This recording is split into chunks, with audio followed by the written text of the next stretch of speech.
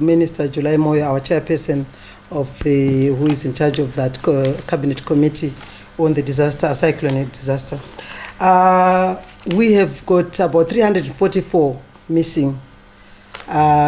Within that number, there's the 158, those people who were actually the dead bodies which were discovered in Mozambique, and the Mozambicans actually were very kind to Zimbabwe. They actually buried them, but before they buried them, they took pictures for identity purposes later. And you are aware that government has actually taken DNA from all the families who have got missing members to make sure that when we are able to go to Mozambique and dig these graves, we'll be able to take their DNA to match with their families, so that at least we know who are those 158.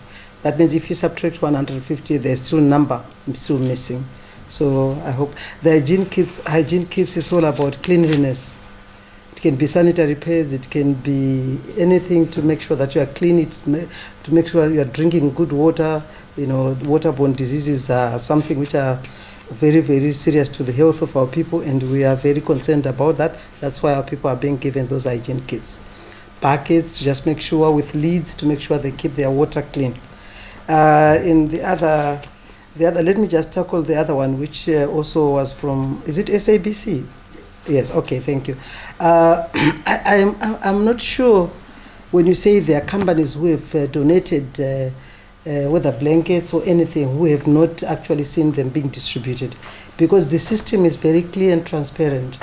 Every company takes things to the provincial administrator, who registers those, whatever they are, those items, and then they are handed over to the Ministry of Public Services, Labour and Social Services, who work together with development partners, World Vision included, Miracle Missions, and many others, churches, Presbyterian churches. And these are the people who would now go and do the distribution.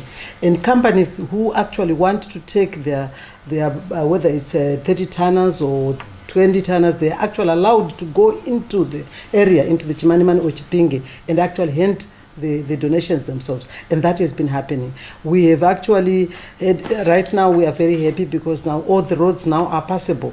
At one point it was very difficult to access all the 35 distribution centers because the roads were not passable. But as it stands right now, all the roads are passable. There's been a lot of work which has been done in Chimanimani.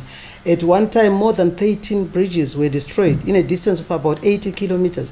And now that road is actually passable. We can actually reach the 35 distribution points, and people are getting food and anything you can, which can actually bring back their livelihoods. It's not yet, we're not yet there, but we are happy that at least we got tents, we've got food, we've got clothes, we've got blankets, and our people are actually getting all this.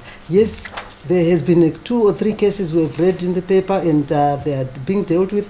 Nobody, and the president himself is on record to say whoever misappropriates all these donations or whatever, there will certainly be not stone left unturned to make sure that justice is brought. So that is being dealt with, and I am not particularly aware of this one which you are talking about, of the blankets which are thin and the two in one, which have not reached our people. And if you have got any specific information, please feel free, come with it, and we'll investigate, and we'll make sure that if there are culprits, they will be dealt with.